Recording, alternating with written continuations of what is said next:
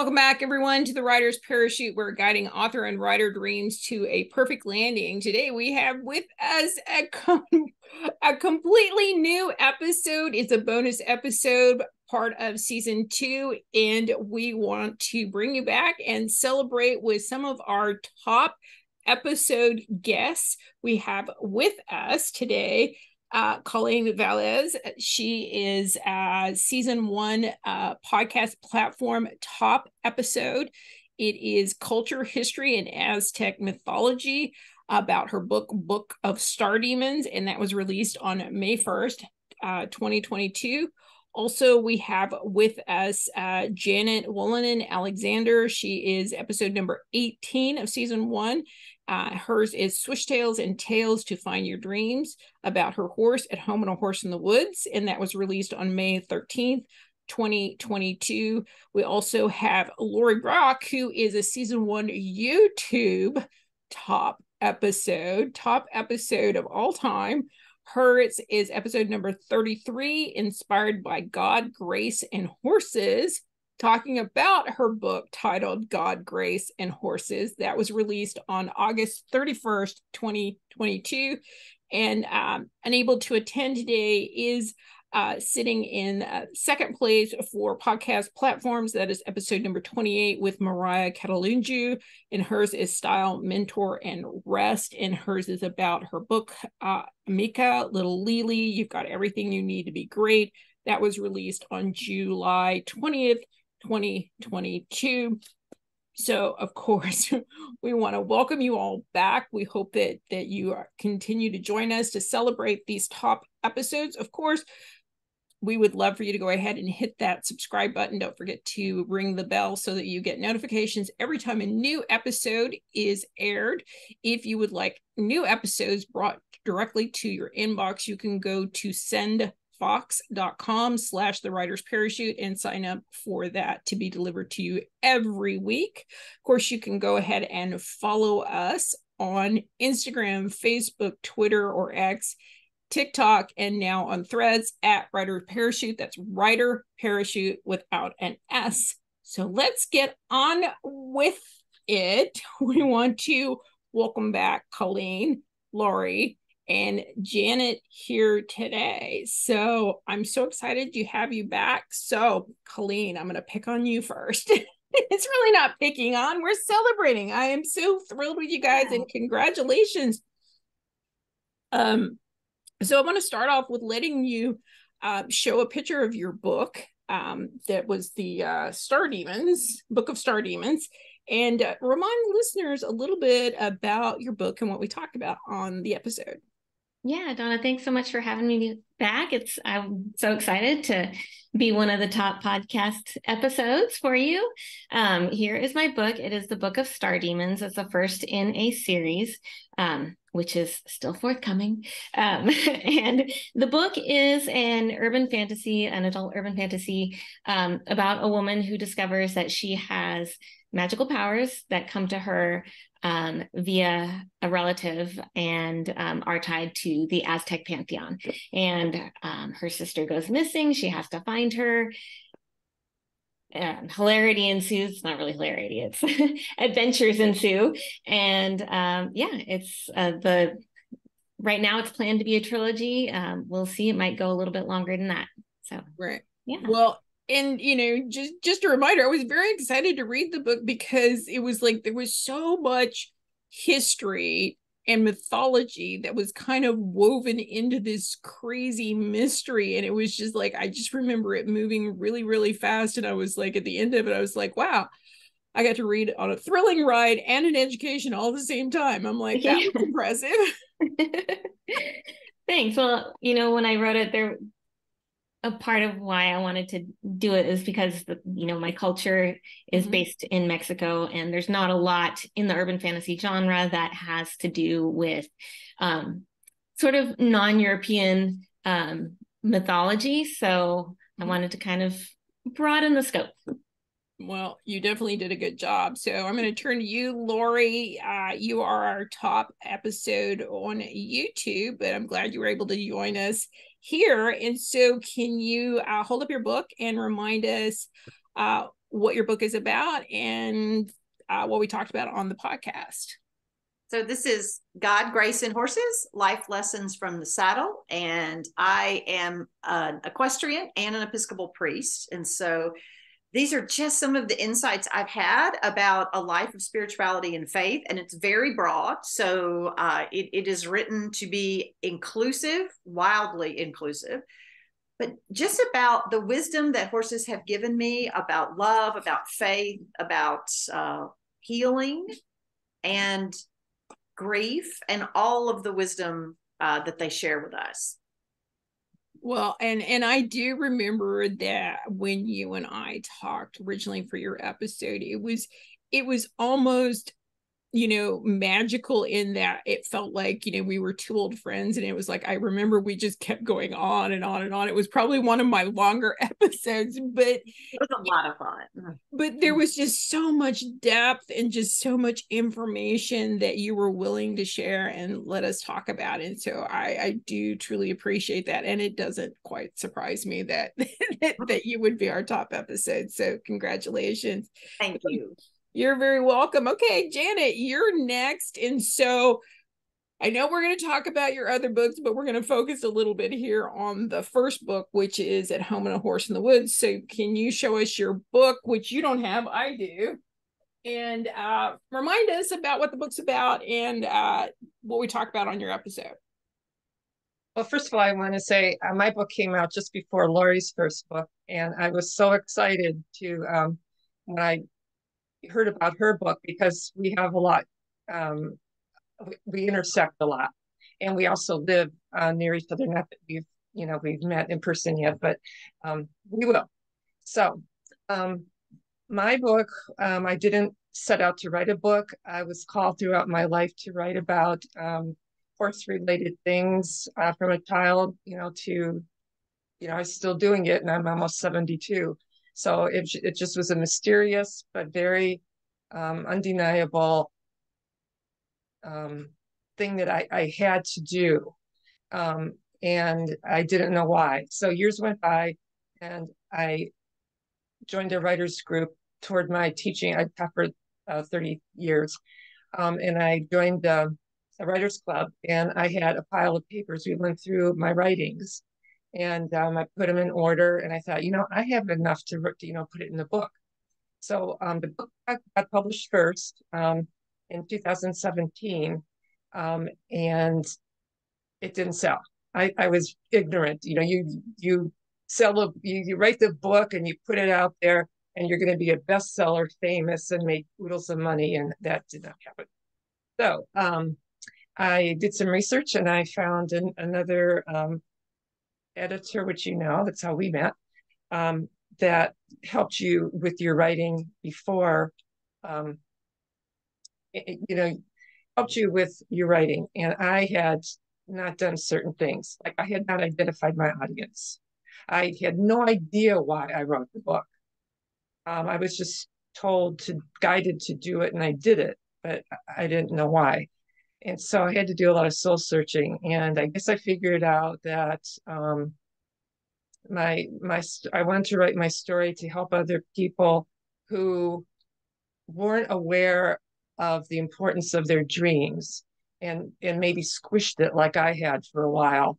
They didn't realize the source was divine. And my story starts with me furious at God, absolutely furious. And I'm telling a minister this, and I thought that I would be really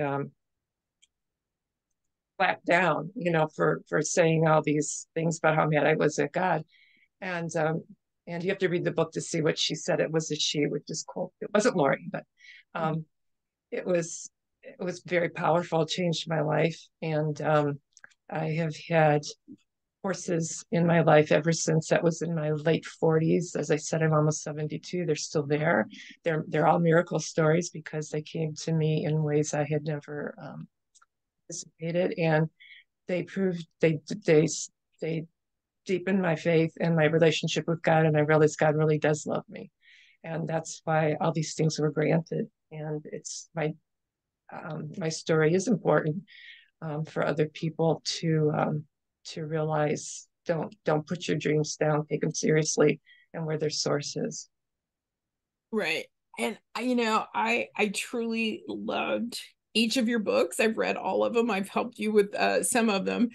And, I remember when we did this interview that I was so struck by this passion that you carried with this dream that you had as a child. And I mean, we're talking a very young child, about having horses, about being with horses, about writing about horses and stuff like that, all the way through to now. And you're just as passionate about it. And it just comes across in your books. I mean, you've written in multiple genres about horses, but the one thing that I know is absolutely true in every one of your books is that passion and that dream and the hope that everybody else finds something that they're that passionate about to dream about. So I'm so glad that you're here, and congratulations.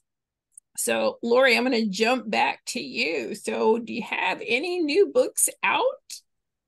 I don't have any new books out. I signed a contract with for my next book, tentatively titled Souvenirs of the Holy. And it's a study of faith in 10 objects. And so, as you can imagine, because it's me writing, it's not necessarily things like crosses on the wall and pictures of Jesus. It's more like scars and lumps of coal and things like that. So just the fact that, objects are deeply symbolic to humans and have been since sort of we became human. And I just began to sort of wonder, what is it about the wisdom of stuff? How can it be holy? And also, how can it be a hindrance to holiness? When we keep things we don't necessarily want, like those pants that we're never going to fit in again. So I've got that, and then I've got a couple of articles due. I did the Camino on horseback this summer, so I've got an article about that I actually need to finish in the next couple of weeks. Okay. And some different devotional things as always, but that's the book should be out in the fall of 2024, I think, is the scheduled release date. All right, awesome. We'll have to keep us up to date. And of course, we'll get any information from you and add those as we got them. So that's a very exciting. So what about you, Colleen? Any new books out? Any expectations of new books coming soon? Yeah, so no new books out right now. I actually did draft book 2 in the series, sent it off to an editor. He got back to me with a few edits. And then I was like, you know what? I don't really like the story. So I'm in the process of replotting it. Okay. So next year. Okay. So maybe a new release in 2024? Yep, that's what I'm hoping. All right. Well, we'll be very excited about that. Do we have a title for it yet, or are we still playing with that? No, I do have the title. And I have the cover too, actually. It's Army of Star Demons. All right, awesome. Well, we'll have to get that information from you and at least a cover shot so that we can share that with our audience. So thank you. What about you, Janet? I know you got an answer to this one. So what new books do you have at? I have 2 more out. One is, could you hold them up, please? Sure. I'm in Cleveland, the big city where I grew up, horseless.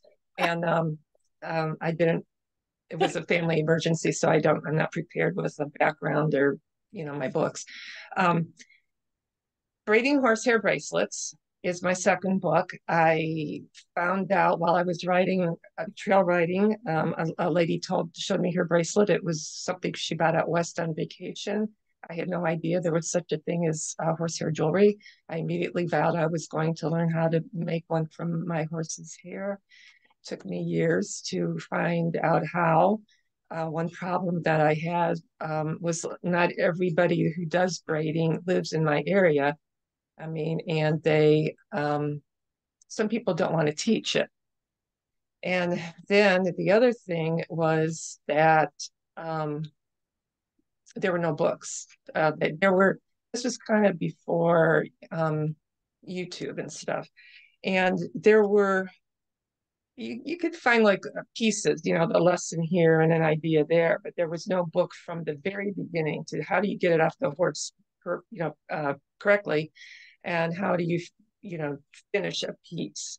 And so I figured out that God was telling me, okay, you're a teacher. You've written lots of lesson plans, step-by-step directions. You just put out your first book. You know there's a void out there. So I'm picking you to write this book. So that was that one. And then the third book is the children's version of At Home on a Horse in the Woods. It has the same theme, the importance of taking your dreams seriously. And it's funny because the very sidewalks outside this house were the ones where I rode that bike as fast as I could as a little child, pretending that I was galloping on a real horse. So those are my three. Right. And Finally Horses just dropped last month. So It's still new. So we're very excited about that. All right. So I want to start with you, Janet. So you got any events coming up anytime in the future that you want to share with our audience? No, the only thing I have to say is that there is a place called All Authors that has cover awards. And I think it was last month that I had braiding horsehair jewelry in, and it made it to the top 25. And then next month in December is the children's cover, and I have been accepted, or Finally Horses has been accepted. So what it is, for those who don't know, it's a cover contest. You apply. Some people get, they accept certain ones and they put them up for vote. So the first week you get it, well, I think they put them all up, and then you get it down to 100. And the next week you vote and you get them down to 50. And then the third week you get them down to 25. And then the last week it gets to the top 3. So please, everybody who hears this, please go to allauthors.com and choose Finally Horses once a week during the month of December, and give me a shot.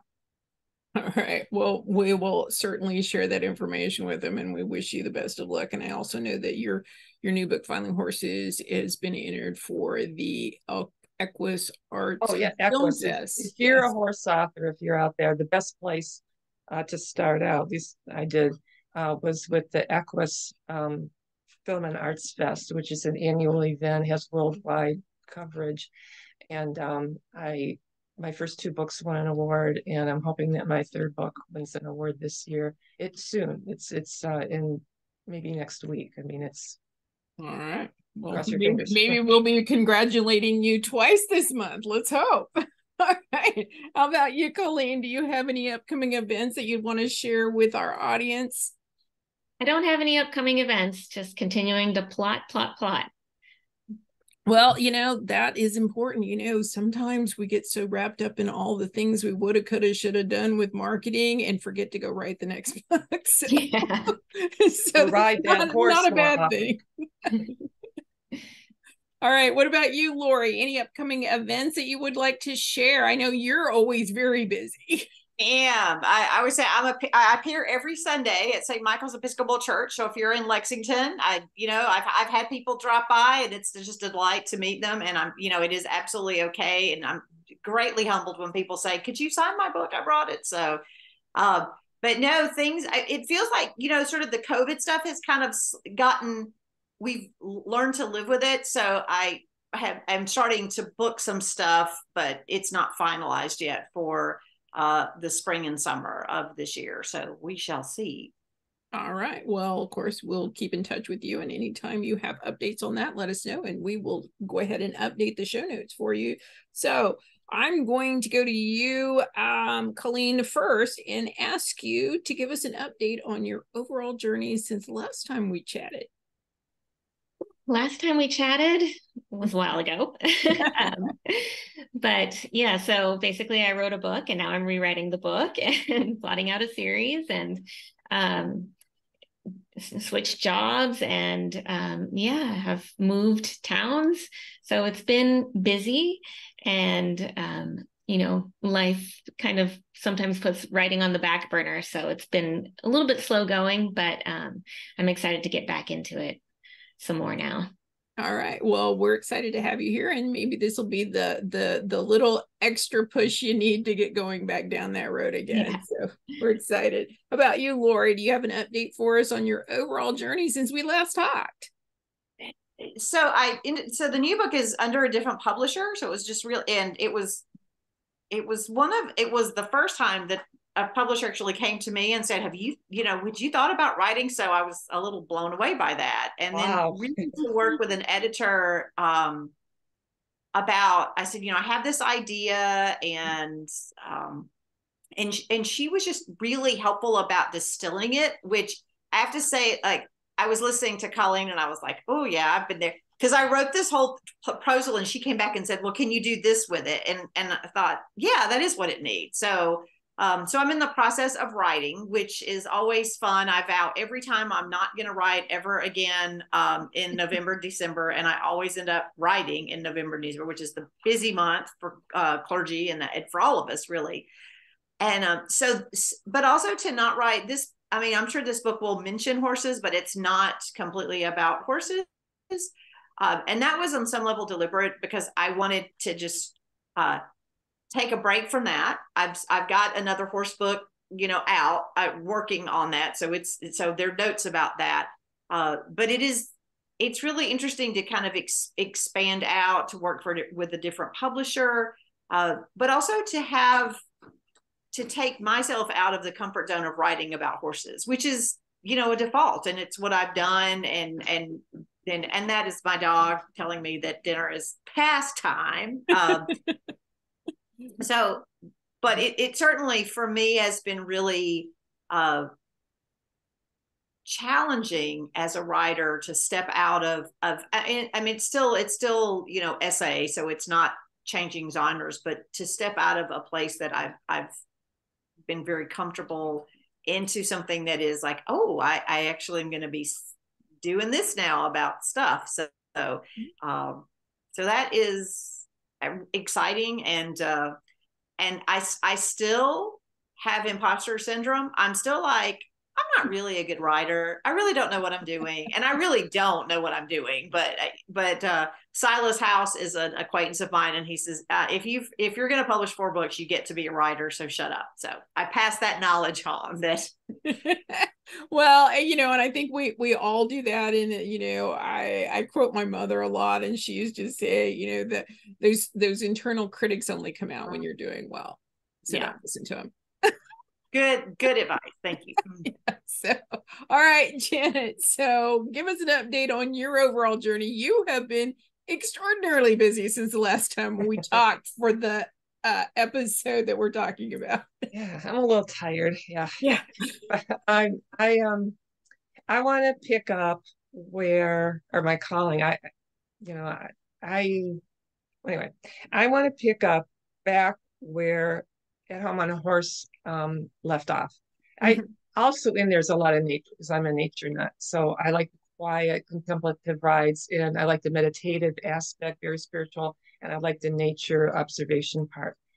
So I still continued writing those stories, but it takes, there's Geronimo, he's my a horse in there, and then Dancer's Streak, and then Highlander. Highlander recently passed away a year ago now, and I didn't know what was going to happen. Of course, God provided another miracle immediately. A friend of mine had a saddlebred, which Laurie will love, a saddlebred horse who had retired from show and from schooling, and was out of she had grown up in a stall and in the ring. And her owner put her out into the country where my horse Highlander was, and she had pasture, only went in when the weather was really inclement, and just a whole different life.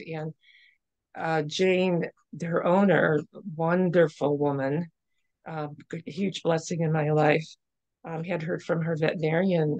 Jane had an issue, a health issue, and she retired from riding.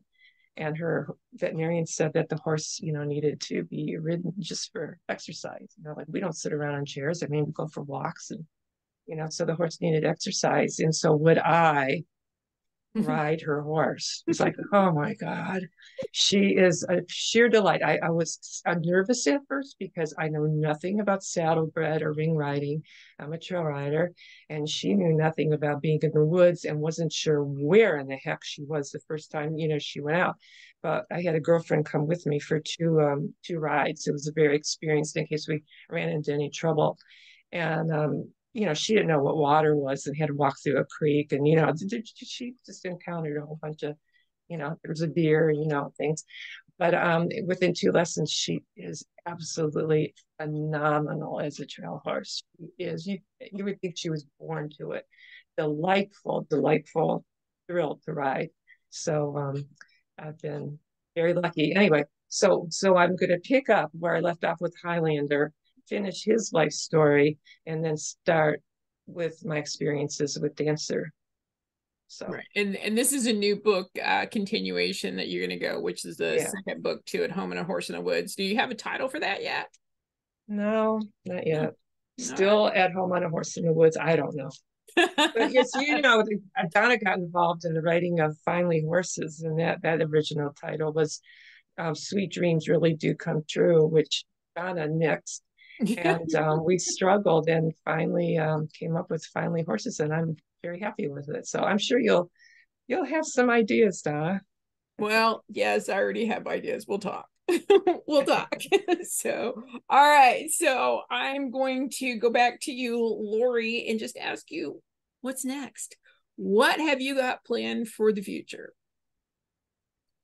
Oh, I have to get through Christmas. That's I don't know. I did the Camino on horseback. This is Evie. She's not been fed dinner. Hi, she's so cute. Her life. I miss my doggies. I did the Camino de Santiago on horseback this summer, which was sort of one of those things that I wasn't going to do and then decided to do with another clergy female equestrian colleague. And I would like to share that more is what that looks like, as partially pilgrimage, but partially doing that with horses and in a different way. So I don't know what that looks like. I would, so I'm sure that will pop up in a book or something somewhere. Mm-hmm. And one of the things that I would really love to do is Pam Houston is an amazing writer. I recommend her books to you, fiction and essay writing.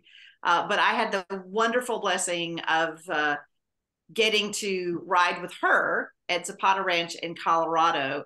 And one of these days I told Pam, I was like, I really, really want to do one of her courses because I think that we never stop learning as humans, as people of faith, and certainly as writers. And so to do one of her, she does a lot of wonderful courses around, but to do one of her courses and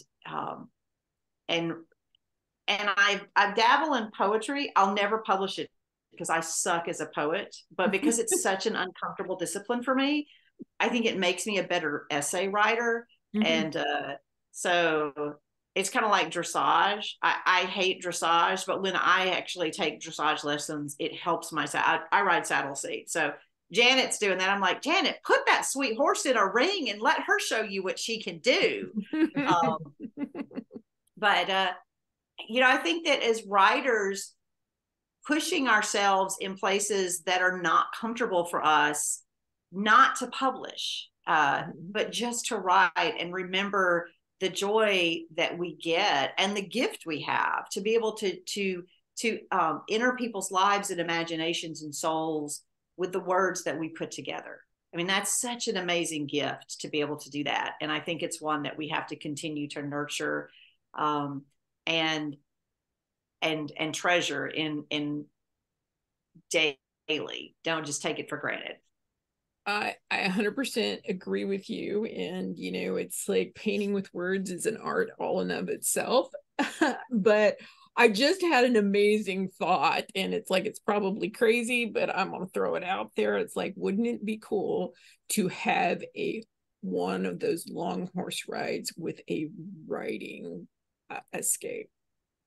Oh, it would be amazing. I mean, it's like, let's put the horses and the riding together. It's like, let's go on a really long trail ride. That's all I do. And ride. Well, yes, I know. It's like, although I will say, because I was in the saddle 6 to 8 hours a day, I was too tired. I was like, I had my little journal. I was going to make notes every day, exhausted.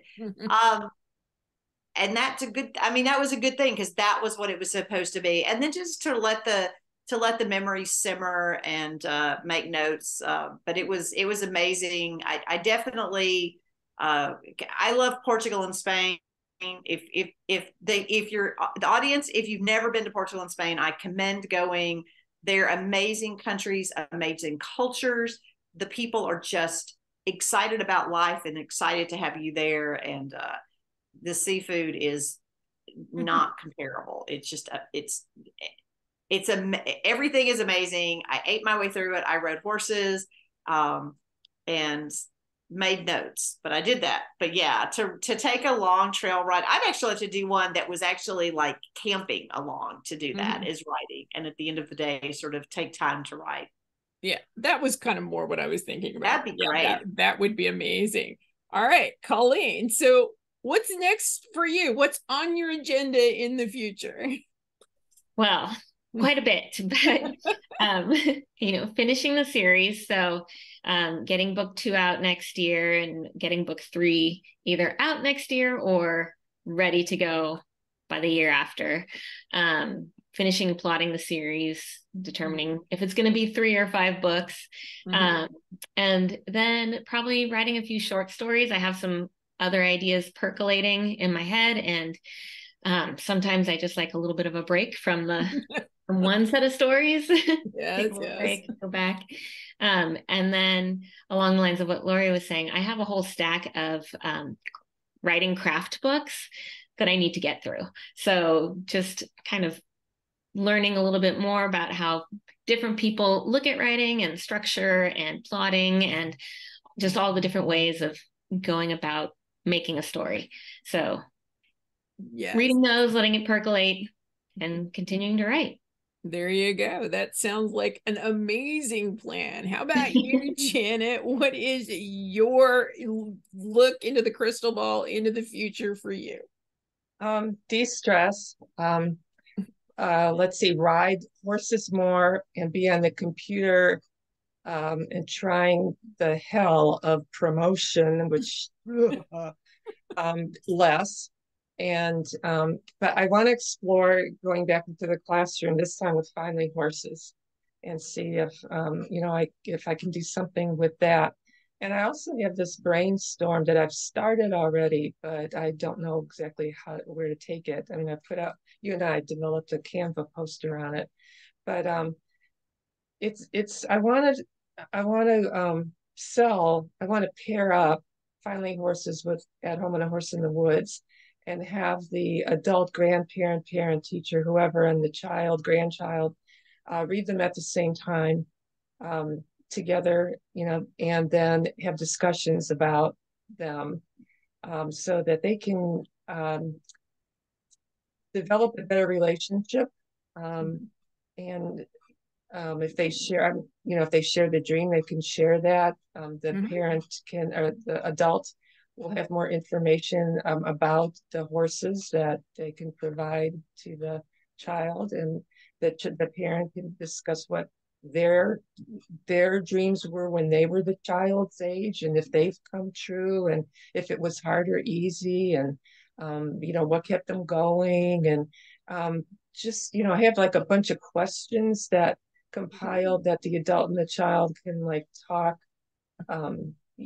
begin, if they can't think of their own questions, they can kind of have a couple ideas to get started, and I want to get to develop I think I don't know, it just seems in our culture that the kids are on the cell phones and on the media, and the grandparents, you've all gone to the restaurant and the parents are talking and the kids totally in their own little world on their their electronic device. And I would so like to develop the art of communication between generations through a book that you can hold in your hand. So I'm kind of rambling, but that's kind of No, it sounds like an amazing thing. And it sounds like you're planning and plotting right here in front of us. And I think a multi-generational book club and dream session would be perfect. So, yeah, I just name what it is you're going to do. I love doing that. All right. Well, it sounds like a plan. I'm so excited for you. So I'm down to the last couple of questions, but these are the really important questions. So, Colleen, I would like for you to share with us what you think was your best, most memorable, or most surprising moment from when we recorded your episode. Well, I think what I remember most was not making it back to the place that I was going to take the call in time. So I had to pull off on an off ramp off the freeway, and I was in the middle of some farmland doing the interview. I was like, God, I hope we maintain connection. But it was fun. It was easy. The conversation flowed, and that's really, like, you made it easy. So that's what I really appreciated. Well, you're welcome. And it's like there are so many hurdles and obstacles that we put in front of ourselves that when we actually get down to the brass tacks of it, they don't make any difference. It's like I remember now that you brought it up that you were in your car and we did it. I had no idea you were out in the middle of nowhere off the freeway, but it worked. And it's just like, I mean, Janet's joining us from someplace other than her home base. It's trying to scramble to put everything together. It's like, life happens. We just have to figure out how to work with it. Yeah. But I'm very excited that turned out well for you, and that it was fun and comfortable. That's always my goal, is to make everybody feel relaxed, because we're doing one of my favorite things. We're talking about books and writing while I sit here and drink coffee.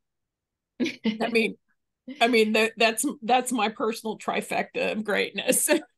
I have come up with an idea I want to talk to Laurie about after this. I just absolutely we can continue on. So, Laurie, same question. What was your best, most surprising, or most memorable moment from when we recorded yours?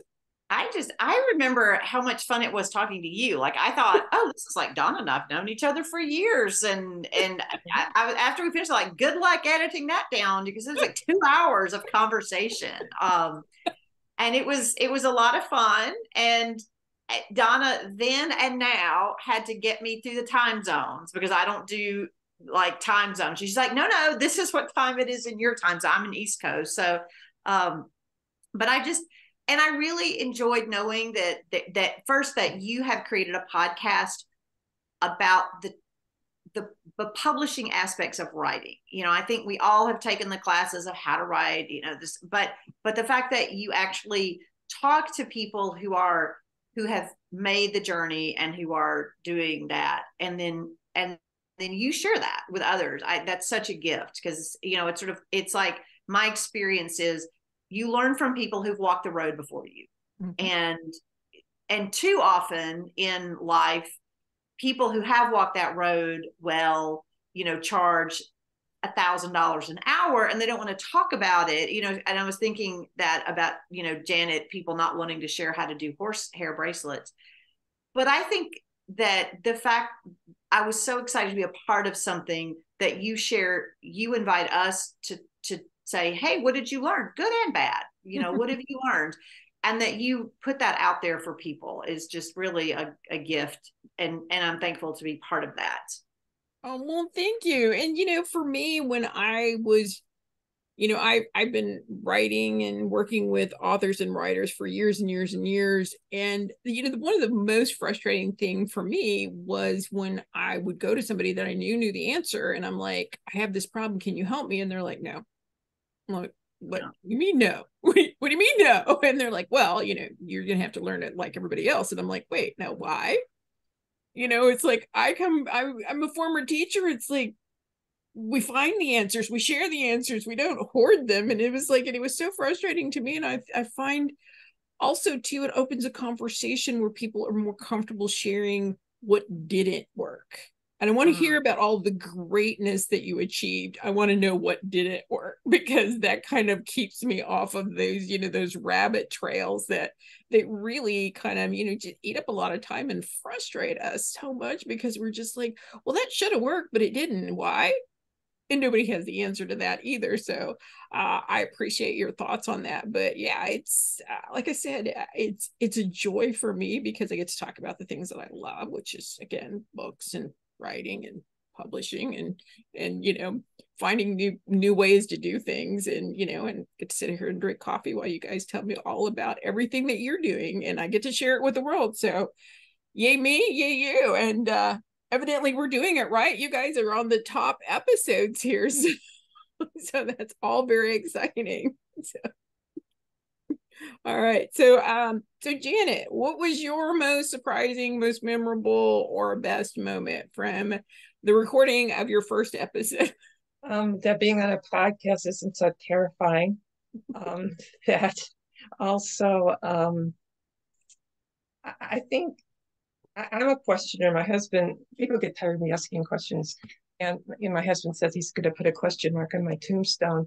But I love going deep into things, and I think the thing that surprised me was the quality of your questions. They were not just when did you publish the book, and that type of thing. They were really in-depth questions, and the question that I remember the most from that podcast was that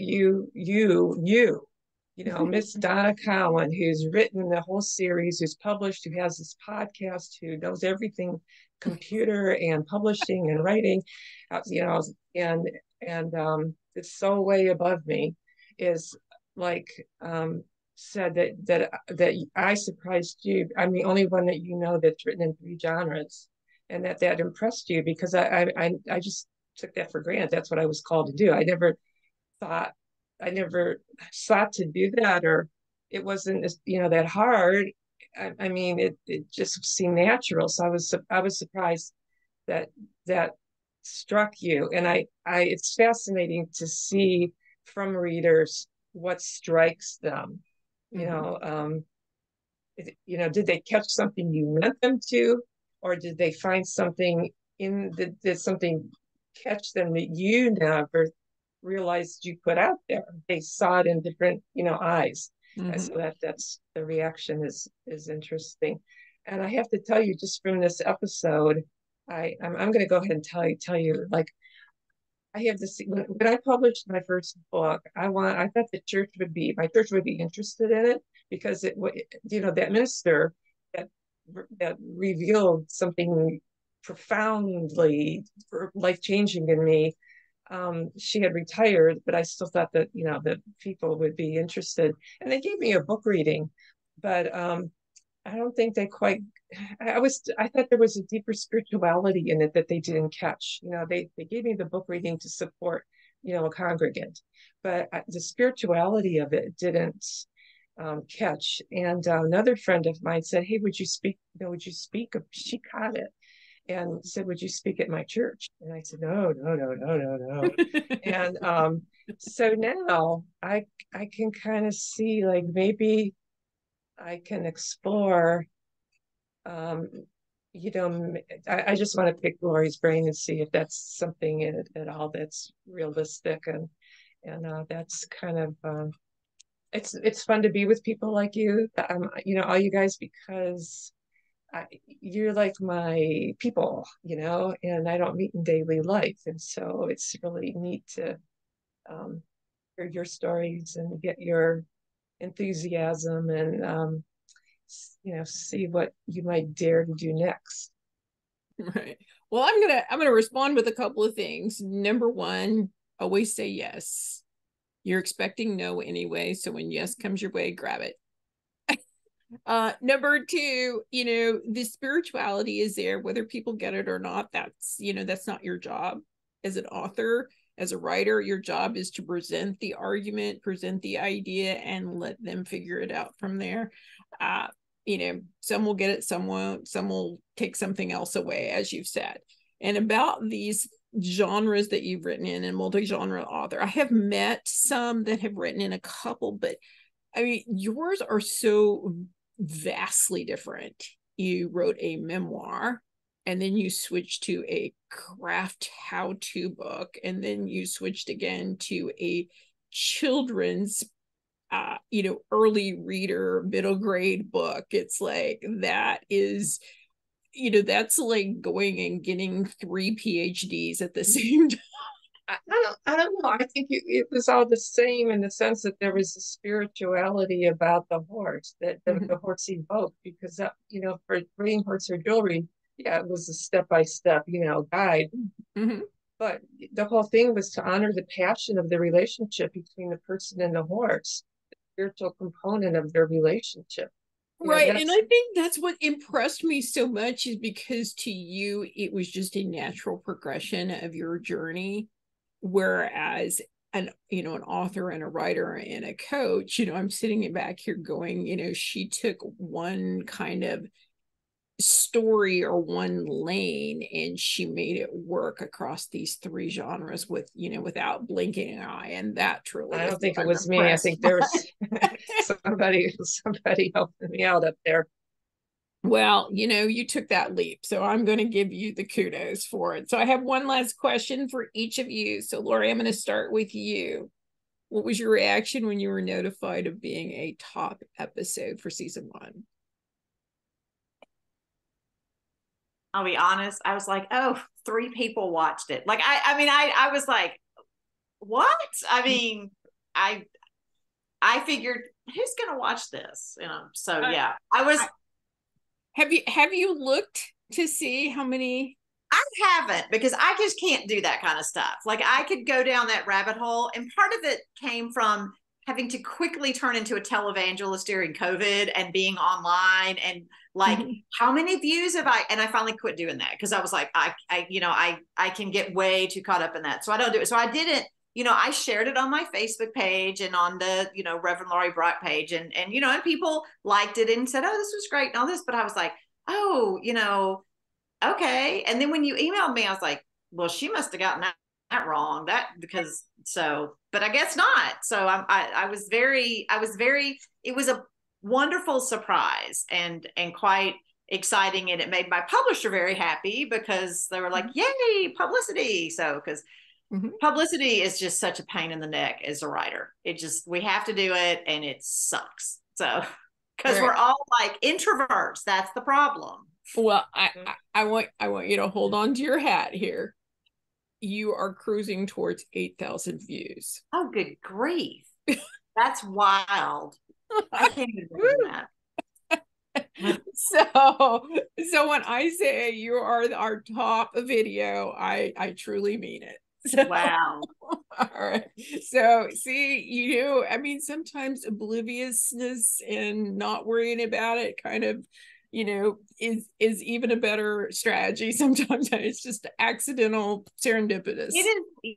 One of the things, and I certainly learned this, I teach preaching, so that I learned about it, that I tell people is, and this is sort of dovetails on Janet's comment. You put this stuff out there. Your job is to put your sermon together, whatever, and to preach it. And it is not my job to dictate how people should receive it. And it's certainly not my job to measure how people receive it. Because the thing that I found is that I've preached, and I've done this with books. I've had people, come tell me something that they read in one of my books, and I'm like, I feel certain I did not write that in the book, but that's what they read, and I trust that, like, that's what they read. And so, I have, and there are people that have heard something, and then they come back like 2 months later and say, this thing happened, and I remembered this from your book.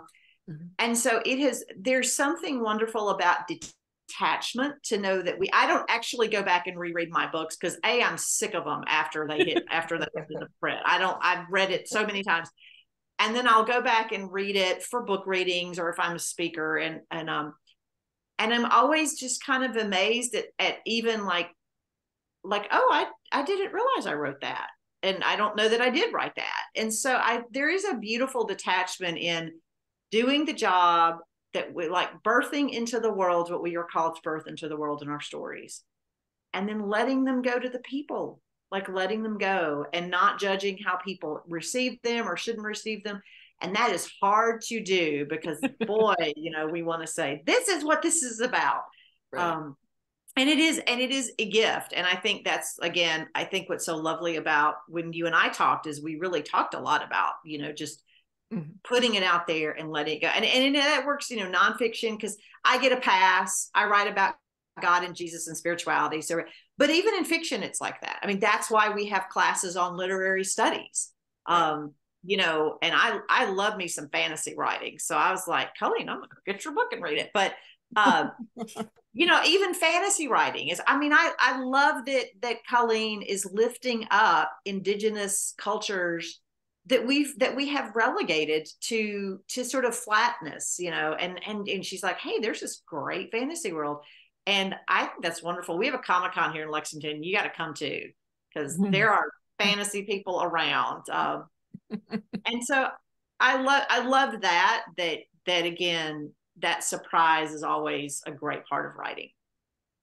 It absolutely is. And it's like this, I've said this once, I've said it 100 times. I love books and I love storytelling because I get to travel the world and beyond from the comfort of my own home. And you can't replace that kind of education. And it is education. It's an education in so many different factors. I read nonfiction, I read fiction, I read, fantasy, I read it all, and they all have something to teach me. And, that's what it is. And the best books, the books that I love and hate the most are the ones that I have to put down because I'm like, I've never thought of that before, and then I have to sit with it for a little while. Yep. And those are just, people who write those books that call me into a different place of thinking. I think that's just wonderful gift, wonderful in the world. And it's why I think writing matters. It's why I think, writing matters, getting stuff out there matters. I hate that there's like 3 publishing houses. But I like that there's so many more ways to publish now because it matters to get all of these different viewpoints out there. And challenge people and let them dream in different ways. It's so keep writing. Absolutely. Storytelling is one of the oldest forms of communication. So, all right, Colleen, so the question is to you. What was your response when I first contacted you about being a top episode? I had to go over it a couple times to really understand. And then I was like, no way. That's awesome. So I was pretty excited. I wasn't expecting that. And I think it's great. Well, yeah. And you're one of probably my oldest episodes to make the top ranking. She was episode number 12, so just in the infancy of my podcast for that first season.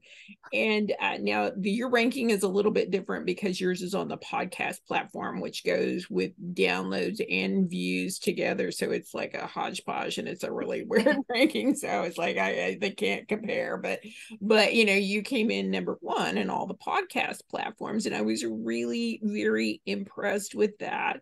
And I was so excited to have you here, and I'm just so thrilled, and I am so hoping that this is again the impetus that you need to get going with that second book, because I have looked forward so much to getting the next book. It's like it's coming, hanging. But it seems that I always have to write each of my books multiple times. Like the first one I wrote and then rewrote a couple more times. This one I've written. This will be the second rewrite. There might be one more, but hopefully not. Hopefully this will be it. I think that's just the writing process. I think it's like I can't even tell you how many times I write and rewrite and revise and rethink. And what is it? Anne Lamott's great line about you always just have to write the shitty first draft. Yes. The first draft is always going to be garbage. It's just about telling a story and finding out if there's really a story there. Exactly. So it's kind of like, you know, when you're building a house, you got to go in and put in the sewer system first. So, That's great. You know, that's kind of the way we gotta find a way for all that stuff to exit the building, so to speak. All right, so Janet, how about for you? What was your reaction when I contacted you about a top episode? Well, first I just want to insert something. Donna, I'm sure that with all your love of stories, you've heard of the NPR program, The Moth. Mm-hmm. Yeah, I love that. Okay, so mine was I was also just disbelief, a total disbelief, because I guess I've been measuring it by money, and I've invested way more money into my books than I have gotten. I mean, I haven't even broken into the black yet. And the second thing is I do, I guess what I shouldn't do of how many people listened to that podcast? How many people responded to that story? How many people responded to, three of us started a Facebook group, and we've gotten very little, what do you call it? Traction, right. And it's just like, I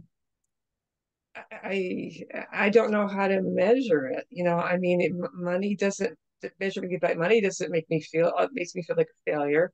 Educate, like doing it by response makes me feel like a failure. So what in the heck am I doing this for? It's kind of, I don't know. I've been talking to God lately about this. Like, I think you want me to do all this stuff. But I just want to have to feel like a failure every time I try something new. Mm-hmm. So I have to see the success, and that's where I'm having trouble right now. Is seeing what the gift of being a writer, because to me it's kind of, I don't know how gifty it is. It's kind of like, well, I'm going to get really deep in the weeds here with you, but I think we often are taught a backwards way of thinking about success. We think about money and notoriety. And the truth is, the reason almost everybody writes a book is because they have something to say that they know somebody needs to hear. And quite frankly, ladies, you are here today because you said it, you did it, they listened. You listened, and it's your greatest gift. You listened. But I wasn't the only one listening. You guys wouldn't, I mean, I have, over 80 videos up on my podcast. So to be in the top episodes for season 1 and for season 2 is a pretty elite group. So give yourself credit for that they are listening. The sales will come, the notoriety will come, the money will come. But there's nothing that can replace that moment then you realize they're hearing you. Mm-hmm. And so they've heard you, they listened, and I want to thank you guys for being here, and I wish you all the success in the world. We hope that you will come back as you have more books. Of course, to remind you again, Laurie Brock, she was episode number 33 for season 1. Colleen Valles, I'm just terrible with your name. Valles. Valles, thank put a little pronounce on the back of the book because it's hard, people. Is episode number 12 of season 1. And of course, Wolanin Alexander is episode number 18 of season 1. I highly suggest you guys go back and check out those episodes and listen to them if you haven't already.